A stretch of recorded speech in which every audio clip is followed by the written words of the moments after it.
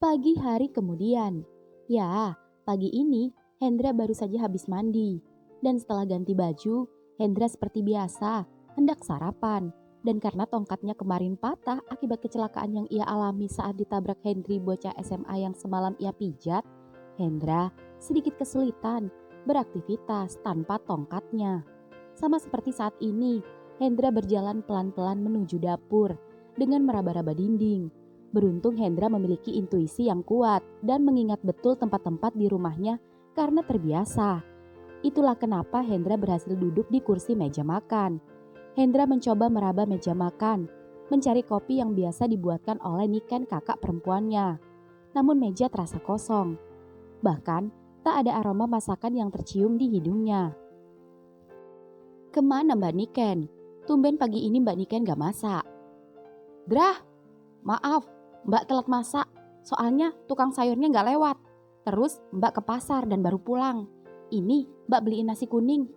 Mbak buatin kopi ya. Oh iya Mbak. Oh iya, sampai lupa. Bentar, tak taruh mana tadi ya? Ucap Mbak Niken kembali ke ruang tamu. Dan tak lama kemudian kembali menghampiri Hendra. Drah, ini tongkat cinta buat kamu.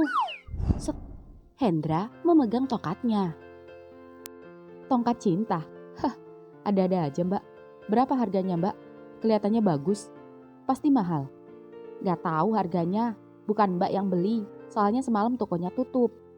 Terus, pagi-pagi pas Mbak mau ke pasar, ada anak laki-laki bawa moge. Anaknya ganteng. Katanya nitip tongkat cinta buat Mas Hendra. Mbak bilang makasih. Terus tak suruh mampir. Dia gak mau katanya buru-buru. Gak tahu mau kemana. Ya udah, Mbak habis itu langsung ke pasar. Dan belum sempat nanya namanya siapa. Hendri? Hah?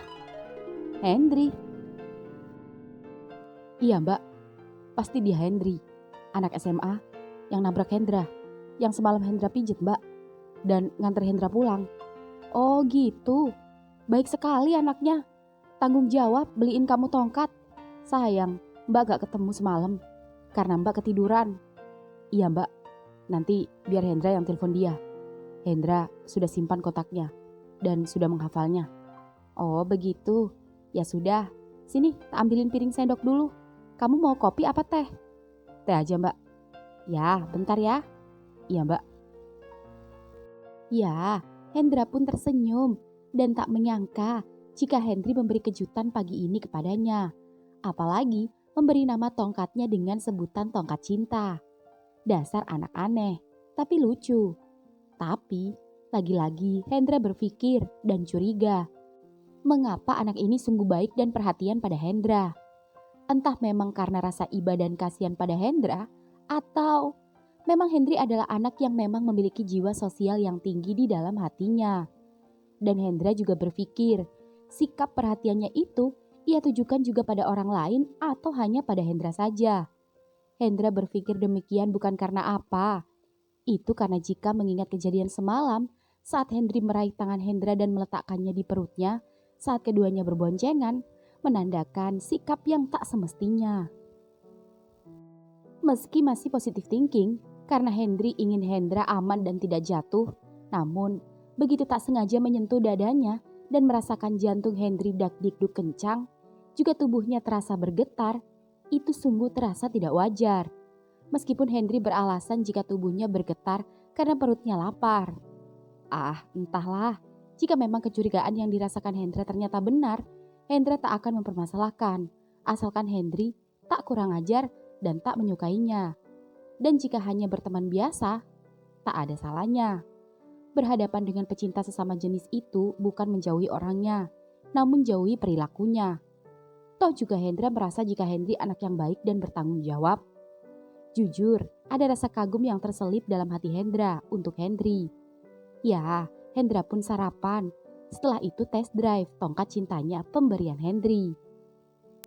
Di lampu merah sendiri, Taufan dengan tongkatnya baru saja sampai dan mangkal terlebih dahulu. Dan sembari menunggu Hendra sahabatnya yang biasa nongkrong di lampu merah, sembari menunggu pelanggan pijat, Taufan pun mulai mengamen dan mengais rejeki. Dan ketika Taufan mulai merasa jika lampu merah mulai berhenti, Taufan pun bernyanyi. batangnya kekar, bulunya mekar, bijinya kembar, hitam dan sangar, tak punya kaki, tapi bisa berdiri. Lampu merah pun jalan, namun kali ini belum ada satupun yang melempar uang ataupun receh padanya. Hingga kemudian suara cekikikan terdengar di sampingnya. Batangnya besar, bulunya mekar, bijinya kembar, hitam dan kekar. Gue bergetar, serasa tertampar. Kamu siapa? Taufik. Nih, saweran buat lo, karena Mas udah nyindir punya gue yang besar. Ucap anak muda itu menarik tangan Taufan, membuka telapak tangannya dan menyerahkan uang kepadanya. Nama lo siapa, Mas? Kenalan dong. Taufan, makasih ya. Sama-sama. Lo tiap hari nongkrong di sini, Mas? Iya, setiap hari. Masnya cakep, tapi sayang gak bisa lihat. Ucap Taufik ceplas-ceplos. Namun tak sedikit pun membuat Taufan tersinggung ataupun sakit hati. Dan itu sudah biasa. Sudah takdir. Kalau boleh tahu, kamu ngapain di sini? Dari mana? Mau kemana? Baru pulang futsal, Mas, sama teman-teman sekolah. Terus pas lewat lampu merah, lihat Mas ngamen. Gue jadi penasaran dan tertarik. Penasaran, tertarik. Iya, gak tahu kenapa. Tiba-tiba tertarik aja.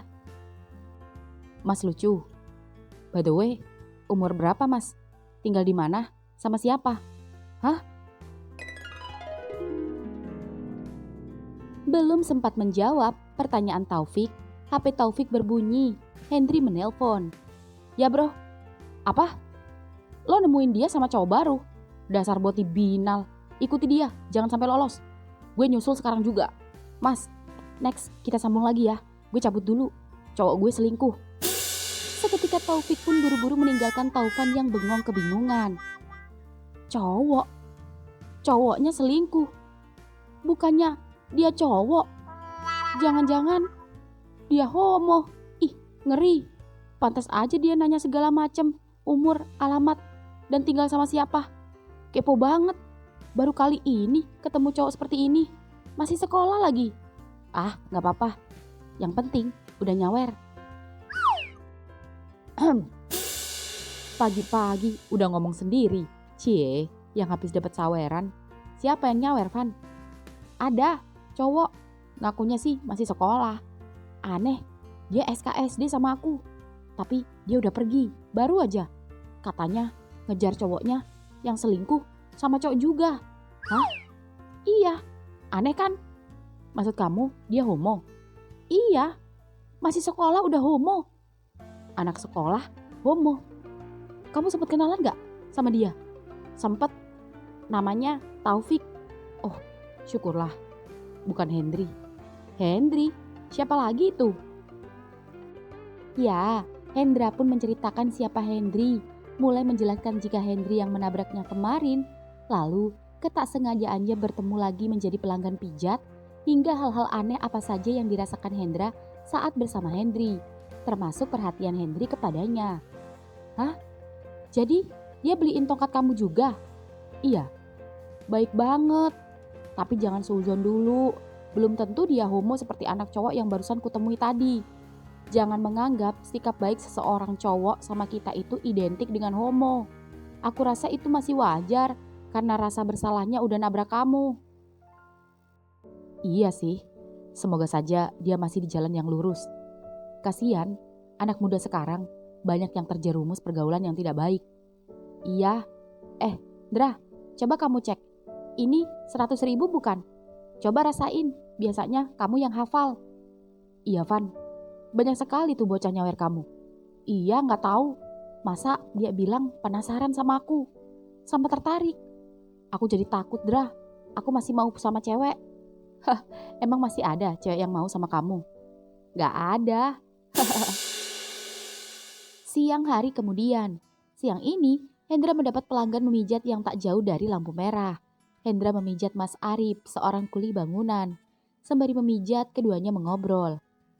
Saya baru tahu loh Mas, kalau Masnya bisa mijet. Saya sering lewat lampu merah. Sering lihat Masnya sama teman Mas. Tak kirain Mas itu ngamen.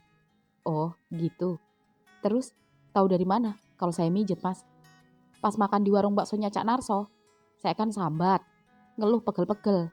Terus kata Cak Narso suruh mijet sama masnya. Ternyata enak Mas pijitannya. Makasih Mas. Aduh, sakit Mas. Geli. Hehe, gak biasa pijet.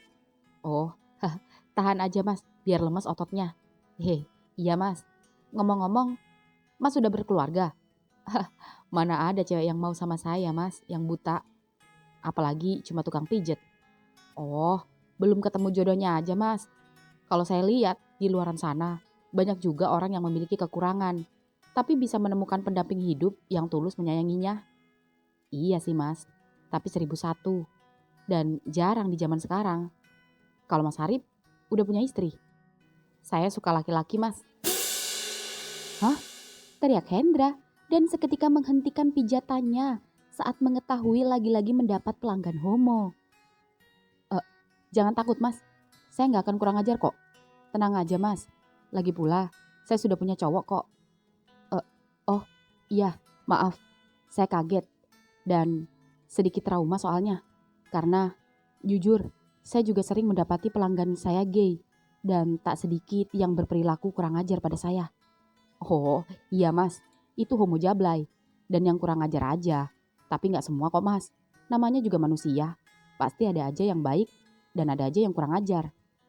Iya sih, maaf ya Mas, saya kaget. Nggak apa-apa Mas, toh saya nggak kurang ajar kan sama Mas. Iya Mas, jujur, cowok saya awalnya yang takut kalau saya pijet. Karena nggak sedikit tukang pijet pria yang nakal juga Mas. Dan banyak juga yang homo. Dan menjual jasa, nggak cuma mijet, tapi lebih dari sekedar pijet. Untung saja Cak Narso kasih tahu ada pijat tunanetra dan nyaranin ke Mas Hendranya. Jadi cowok saya tenang. Oh gitu, iya Mas, cowok saya cemburuan. Mau sama cewek, sama cowok, sama-sama cemburu. Maaf ya, Mas jadi curhat. Jangan geli ya Mas dengernya. Oh enggak Mas, saya cuma heran aja. Gimana sih cowok sama cowok kok bisa saling ada rasa gitu? Ya gimana ya, di luar masalah dosa ya Mas. Ya namanya rasa hati ya Mas. Ya sama aja kayak rasa suka laki-laki pada perempuan. Bedanya sesama jenis.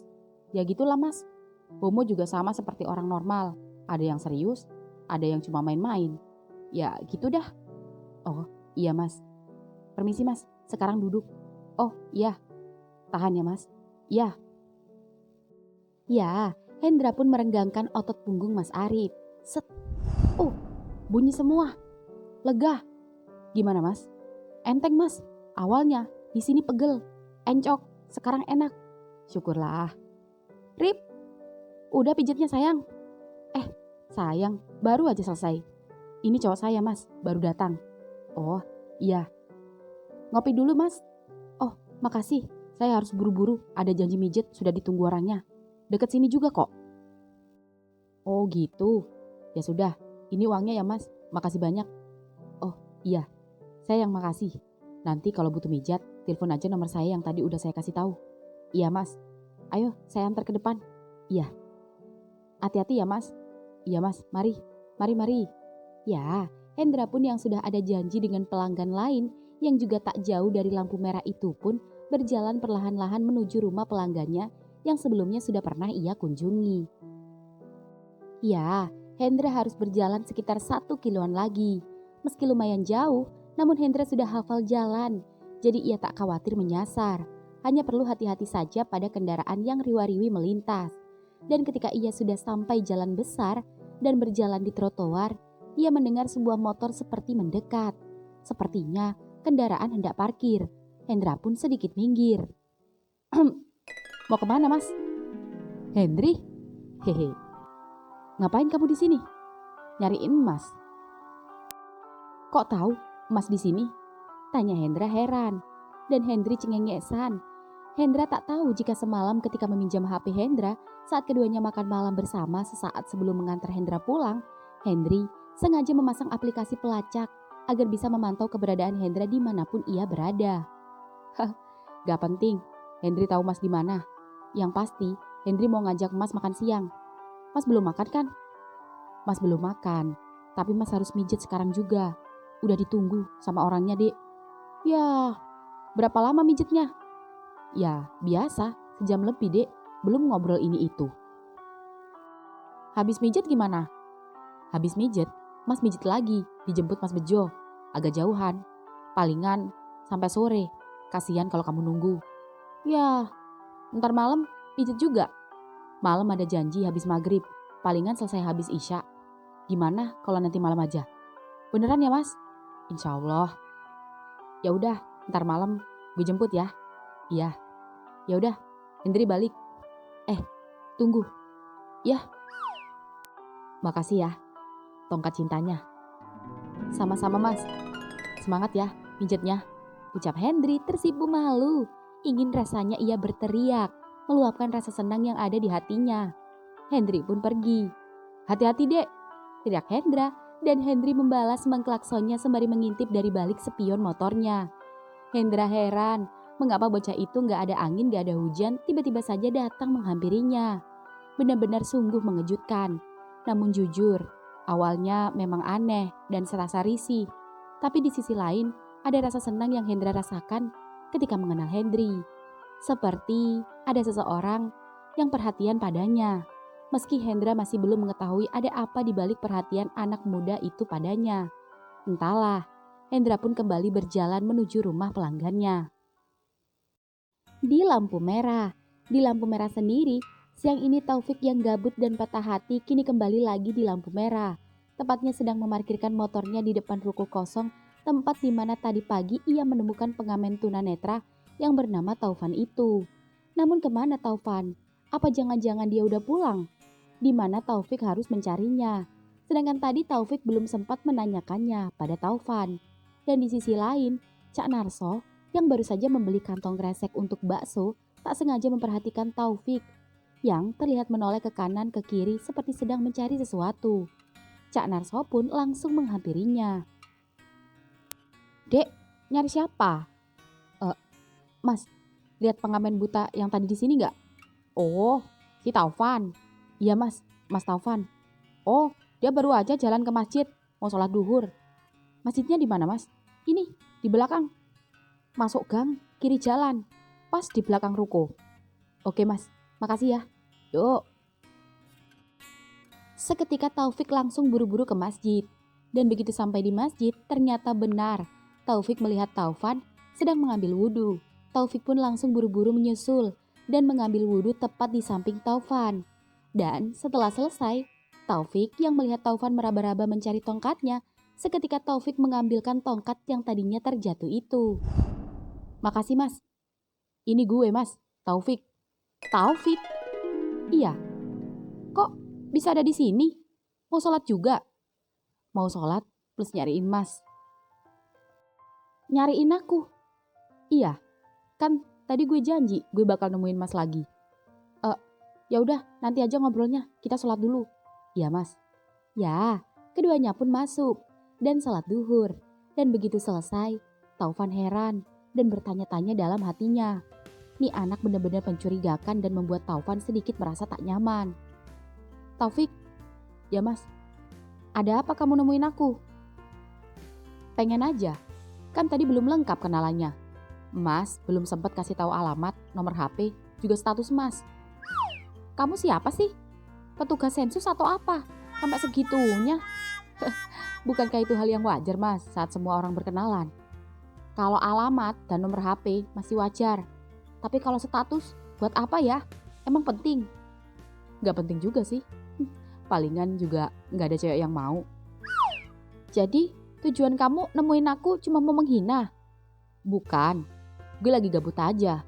Pengen ngajak mas makan siang. Memangnya kamu gak punya keluarga? Gak punya temen? Kok ngajak aku? Ya punya lah. Kalau gue pengennya sama mas, gimana? Kok aku jadi bingung? Jangan bingung mas, kelamaan mikir. Teriak Taufan saat anak muda yang baru dikenalnya itu tiba-tiba menarik tangannya dan menuntunnya kembali ke lampu merah. Awas, hati-hati, ucap Taufik masih menggandeng tangan Taufan. Kita mau kemana? Ke kafe, naik motor. Gak mau. Maksudnya Aku nggak punya duit makan di kafe. Gue yang bayar. Jangan. Kamu duit aja masih minta sama orang tua, mau bayarin aku. Bokap gue dokter dan banyak duit. Uang saku gue sehari bisa pakai traktir Mas ke kafe selama seminggu berturut-turut. Kamu anak orang kaya? Taufik hanya tersenyum. Tapi, meski kamu anak orang kaya, kamu gak boleh manja. Kalau manja sama Mas, gimana? Kamu? Ya udah Mas, mau makan di mana? Di warung bakso aja ya, di samping ruko aku mangkal. Baksonya enak. Boleh? Ya, keduanya pun sampai di warung bakso. Loh, Mas? Udah ketemu Taufannya? Pan, dia tadi nyariin kamu. Iya, Cak, gak tahu nih. Anak orang kok nyangkut sama aku. Bakso 2 yo, Cak. Campur. Kamu campur gak? Boleh. Ya, keduanya pun makan bersama. Malam hari kemudian, malam hari ini di rumah Hendra sudah bersiap menunggu panggilan telepon dari Hendri. Namun Hendri tak kunjung-kunjung menelponnya. Mbak, udah jam berapa ini Mbak? Udah 8:30 Dra, jadi keluar. Jadi Mbak, tapi nunggu Hendri gak datang-datang. Dia juga gak ada nelpon. Coba kamu yang nelpon. Sudah hafal kontaknya kan? Sini kalau gak bisa Mbak cariin. Bisa Mbak. Ya sudah, Hendra telepon. Itu dia anaknya, teriak Mbak Niken yang seketika membuat Hendra urung dan mematikan panggilannya. Aroma semerbak wangi parfum Hendri terasa sampai di indera penciumannya. Mas, sorry, telat. Tadi nganter bokap dulu. Oh, iya, gak apa-apa. Mbak, gue izin bawa Mas Hendra keluar ya. Iya, gak apa-apa, tapi hati-hati ya. Iya Mbak, yuk Mas. Yuk. Tongkatnya gak usah dibawa, kan ada gue Mas. Oh, ya sudah. Ya, seperti biasa, Hendri membantu Hendra naik ke atas motornya. Dan tanpa babi ibu dan malu-malu lagi, langsung menarik tangan Hendra dan meletakkan di perutnya. Pegangan yang erat ya Mas? Iya. Ya, meski masih belum terbiasa, namun demi keselamatan, Hendra pun memeluk Hendri. Motor pun melaju. Namun, begitu laju motor sampai pertigaan gang. Dri! Fik! Mau kemana lo? Ciah! Bukannya lu lagi nangis di pojokan, diselengki sama Botilo, anak STM itu. Enak aja, gak zaman nangis di pojokan. Gue mau ngapel dulu. Ngapel di mana? Ada deh, yang jelas selera gue sekarang lebih cute. Lo sendiri mau kemana? Siapa nih? Oh, ini Mas Hendra yang gue ceritain sama lo. Oh iya lupa. Yaudah deh, gue udah ditunggu. Sip. Taufik pun melajukan motornya dan masuk gang. Sedangkan Hendri keluar gang. Siapa dek? Itu temen gue yang gue ceritain sama Mas. Yang suka cowok itu. Oh begitu? Iya Mas, kayaknya gebetan barunya deket-deket rumah Mas tuh. Perasaan di gang Mas, gang buntu dek. Dan setahu Mas, gak ada anak sekolah di sana. Anak tetangga juga masih kecil-kecil. Tapi kurang tahu juga sih. Biarin aja Mas, gak usah mikirin urusan mereka. Fokus sama kita berdua aja. Hah? Maksud gue, fokus. Kita mau makan apa maksudnya? Bukannya kamu mau ngajak Mas nongkrong di kafe? Iya, kan makan sambil ngopi Mas maksudnya. Mas suka makanan kayak gimana? Biar gue cariin kafe yang enak. Oh, Mas apa aja bisa. Terserah kamu aja yang penting ngopi. Ya sudah. Di tempat lain, di panti pijat, motor Taufik baru saja sampai. Dan begitu sampai, Taufik berjalan dan kebetulan bertemu dengan penjaga panti. Permisi Pak, Mas Taufannya ada nggak? Oh, ada. Sebentar, saya panggil dulu ya. Tunggu sebentar. Terima kasih Pak. Dan tak lama kemudian, Fik, teriak Taufan sembari berjalan dengan tongkatnya menghampiri Taufik. Seketika Taufik buru-buru menghampiri Taufan dan merampas tongkatnya. Mas, gak usah bawa tongkat. Ribet naik motor. Nanti kalau nggak pegang tongkat, aku jalannya gimana? Ya pegang gue lah. Ayo, set. Seketika Taufik menarik pelan Taufan dan menyuruhnya naik. Taufan pun naik perlahan. Kamu jangan ngebut ya. Iya Mas, tenang. Tapi peluk ya, biar nggak jatuh. Ya sudah, peluk. Ya, keduanya pun berangkat dan di jalan, Taufan terlihat diam saja yang membuat Taufik heran. Mas, kok diam aja? boleh nanya nggak sama kamu? Boleh. Apa itu? Tadi pagi, aku sempat dengar kamu teleponan sama temenmu sebelum kamu pergi. Kamu homo ya? Iya. Kenapa? Mas takut sekarang gue ajak jalan? Pegangan. Jangan lepas, bahaya. Tenang aja mas, gue gak bakal ngapa-ngapain mas kok. Ya kali gue tega ngapa-ngapain orang buta. Syukurlah, aku lega dengarnya. Gue gak semenjijikan itu kali mas. Apa homo seperti gue gak boleh temenan sama cowok seperti Mas? Ya bukan gitu. Ya boleh-boleh aja. Tapi temenmu kan banyak yang bisa diajak nongkrong. Kenapa harus aku? Ya karena gue lagi cari suasana baru yang anti mainstream. Makanya gue pengen temenan sama cowok buta kayak Mas. Alasannya? Ya seru aja kayaknya. Karena ini pengalaman pertama buat gue. Dan gue yakin ini juga pengalaman pertama buat Mas. Punya teman homo kan? Iya, dan aneh. Kenapa aku bisa berteman sama homo seperti kamu? Jalani aja Mas, dan nikmati. Siapa tahu lama-lama happy. Bisa aja kamu. Jadi please, jangan takut sama gue ya Mas. Gue bukan setan. Iya, kalau tak pikir-pikir juga. Sekalipun kamu homo, mana mau sama aku yang buta ini? Kalau mau, gimana? Hah? Dah, sampai. Ini gimana turunnya? Seketika Taufan terkejut saat Taufik tiba-tiba saja membopongnya turun dari motor dengan ringannya. Ya, tubuh Taufik yang lebih besar dan tinggi itu dengan mudahnya menggendong Taufan yang lebih kecil darinya. Kamu ini masih SMA, tapi badanmu bongsor ya? Heran aku sama anak sekarang. Yuk masuk. Ya. Ya, keduanya pun masuk ke kafe. Dan begitu Taufik mencari tempat duduk, Dri, bro, loh, bukannya itu teman Mas yang gue tabrak kemarin? Hah? Maksud kamu, Taufan? Iya. Taufan, kamu di sini? Loh, Dra, kamu kok di sini? Iya, aku sama Hendri. Loh, jadi kalian temenan? Iya Mas, jawab Taufik. Wah, double date nih. Yoi. Hah? Teriak Hendra dan Taufan kaget berjamaah. Maksud kita double nongkrongnya, ya nggak Fik? Iya, itu maksudnya. Mas, duduk sini aja mas, pelan-pelan. Ucap Taufik membantu Taufan duduk. Dra, tumben kamu nggak mijet? Oh, tadi habis maghrib mijet. Tapi karena udah ada janji sama Hendri, makanya off dulu mijet. Besok lanjut lagi. Oh gitu. Mas, pesen mas. Aku nggak bisa lihat. Oh iya lupa. Canda mas. Mas mau makan apa? Ada ayam, ikan, nasi goreng. Aduh, kalau gue sebutin bisa sampai besok pagi nih.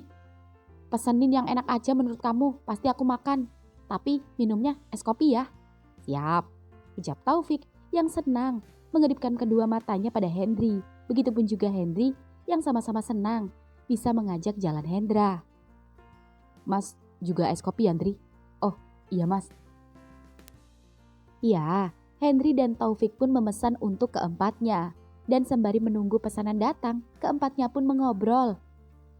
Dri, gue nginep di rumah lo ya malam ini. Sorry bro, gue mau nginep di rumah Mas Hendra, ya kan mas?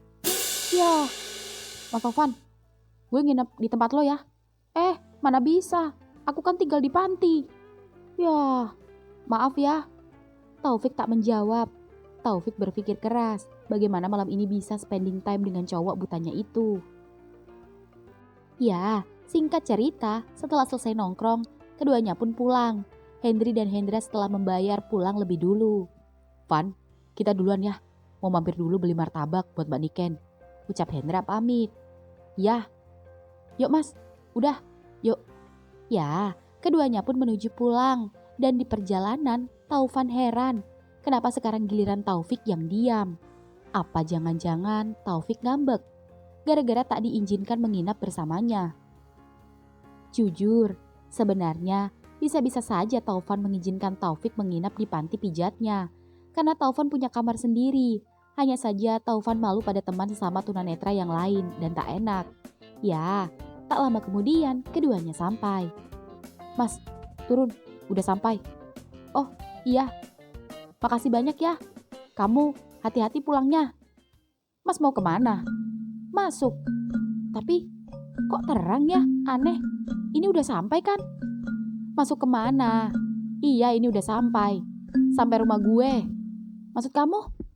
Malam ini Mas nginep di rumah gue. Apa? Kamu nyulik aku?